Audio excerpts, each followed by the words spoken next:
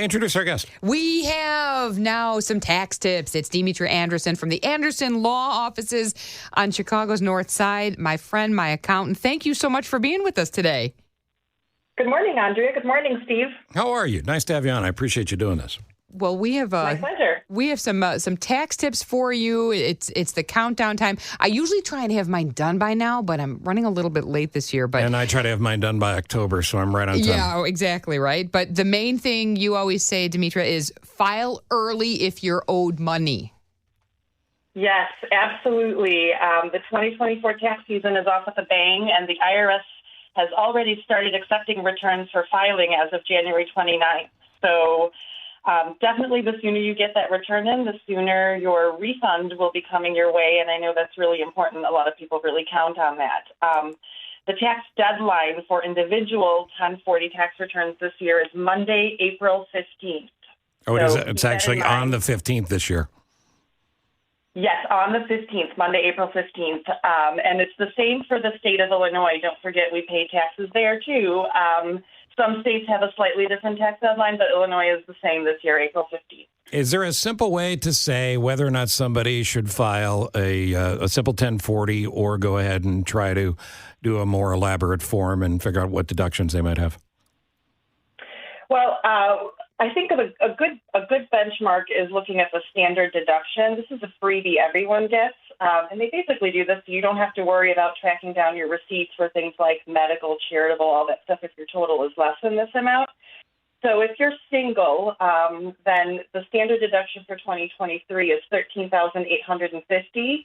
If you're married filing jointly, it's $27,700. So if you're looking at your income and, let's say you've got a W-2 or some earnings and, you've got some withholdings, and you're just looking at taking just the standard deduction, there's nothing complicated on your return, I would say get that return in early. You probably are owed money back based on, what you've instructed your employer to withhold for you. You probably get this a lot from first-time people who come to see you, Dimitra. Who can itemize and who cannot? And I love when you do your little segment about what's reasonable and necessary when itemizing. Yeah, definitely. So, again, we're looking at that standard deduction. And if you're standing back and looking at your tax year and saying, I've got some medical expenses, I've got my state and local tax, if you have mortgage interest or significant charitable deductions, you're probably going to be over that standard deduction limit. And then you want to start saving those receipts, because if the total of those amounts is over the standard deduction, then you're going to want to bring all those receipts into your tax preparer and talk about itemizing. Then, of course, the rule for deducting business expenses, as you referred to, Andrea, is that they have to be ordinary and necessary. So we're not talking about personal or family or living expenses here. That has to do with business deductions. So there, if you're an employee and you're incurring these types of expenses, they may be deductible to your employer, but they probably aren't deductible to you as the employee.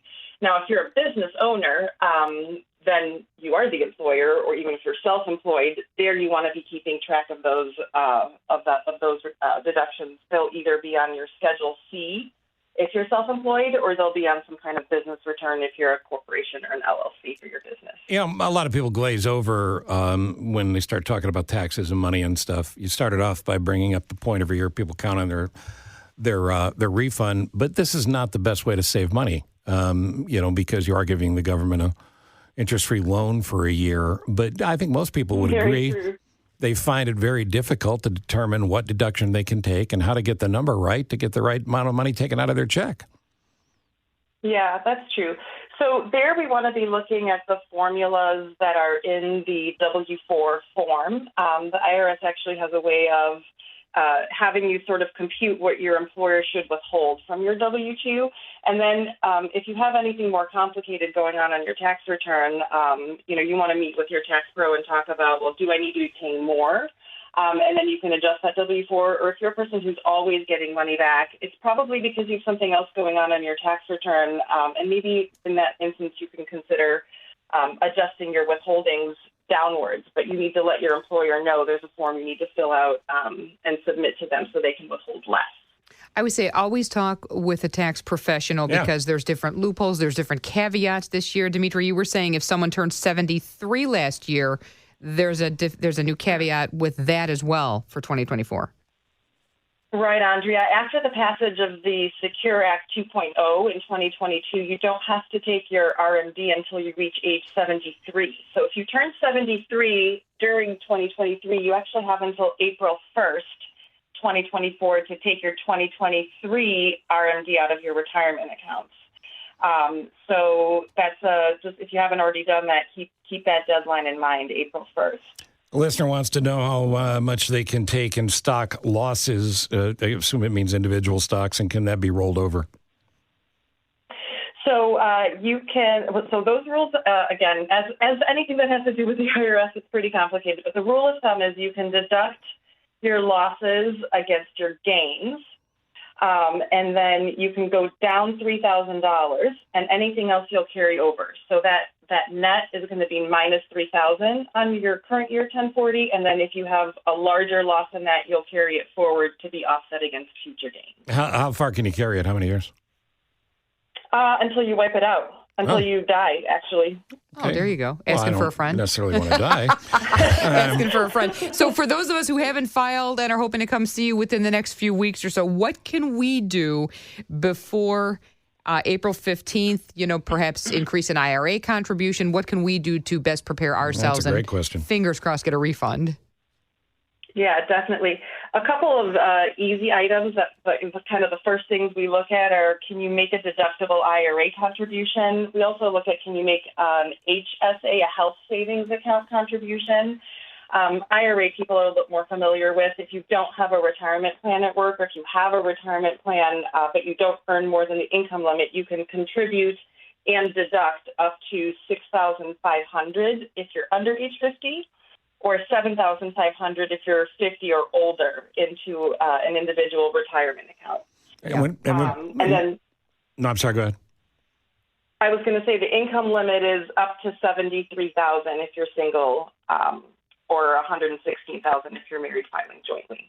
We have another listener that's confused about this tuition question and loans, not tuition, but loans and loan forgiveness and all of that. Now that loans are being repaid again, what is the rule on paying back your college student loan? Is there any tax benefit to how you handle that?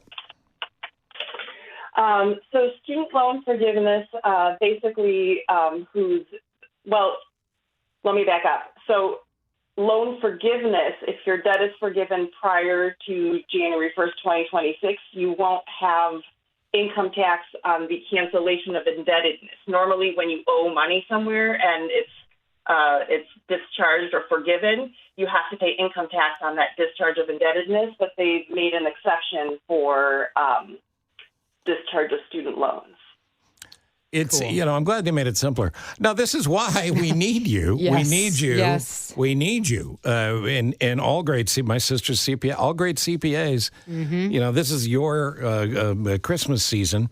And, get your act together, find a great one, bring it to them. It's worth every penny to have them get this work done for you. And to make it easier for them and for you, what do you need to bring in? Well, anything that comes to you that says important tax information enclosed, for sure bring that. Right. If you're still getting that stuff in the mail, if you're getting it online, definitely log into all those accounts and see if there's a tax statement. You definitely want to bring in last year's tax return, maybe the last couple years of tax returns. If you're working with a new preparer, you want to give that person an opportunity to look at sort of your tax history, what they should be watching for, so they can come up with a due diligence checklist. And then definitely come armed with any questions you have, because I always tell everyone, I can't make stuff up. If you give me a question, I can give you an answer. If you bring me a box of, a list of expenses, I can help you sort yes or no, but I can't make stuff up if you don't bring it to me. Right. And you're honest and you're the best. And, I'm writing that down. Can't make stuff up. Okay. That's why Thank you, Andrea. You are the best. And I mean that because, that's why I like the reasonable and necessary question, because, I did ask about a red light camera ticket. Right, because you're time. on. I was on my way to a store, you don't and sound like a lunatic. Right. Yes, you're on your way to a job. I was on my way to a store, and Dimitra said, "Yeah, no." You can't do that. No. Nice try. Can't deduct penalties. You're Sorry. right. This is why I love you. Great stuff. Will you come back? Because we've barely scratched the surface here. Oh, I'd love to. Absolutely. It's my pleasure. And do you have room on your workload to bring in new clients? It's always a close call. I suppose it depends on the client. I guess that's the answer for everybody who does tax work this time of year, isn't it? Always better to be asking that question not during tax season. Right. Right, but if somebody- later this year for next year, maybe. But if somebody wants to reach out, how would they do that? Well, they can look me up on my LinkedIn would probably be the best way to find me. Dimitra Anderson, Anderson. All right. Be well. Thank you, and we'll talk to you again. My pleasure. Thanks, Dimitra. Have a good one. She's really good. She's excellent. She should get in the accounting business.